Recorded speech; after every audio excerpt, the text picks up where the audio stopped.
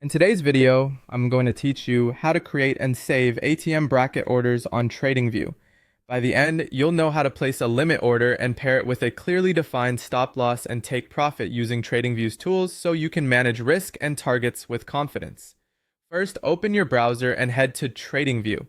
If you land on a search results page, just select the official site and sign in so you're on your home page. From there, use the products menu at the top. That will take you into the chart workspace, which is where we'll build the bracket. On the chart, look to the left-hand side for the drawing toolbar. Find the long position tool. This tool is perfect for visualizing a bracket because it gives you an entry line, a stop loss line, and a take profit line all in one place.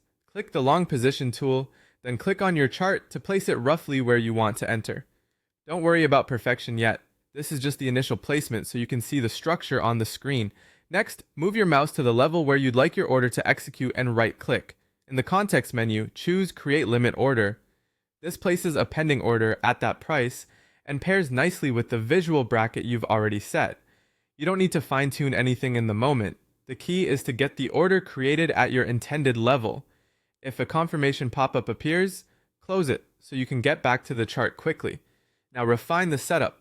Click and drag the order line to nudge your entry to the exact price you want. Then adjust the long position tool's handles to match your plan. Drag the lower handle to your stop loss level and the upper handle to your take profit. You'll see the risk to reward and distance update as you move them, which is a helpful way to double check your sizing and levels before the market fills your order. If the market structure changes, you can always come back and drag these lines again. TradingView lets you adjust both the order and the drawing after the fact.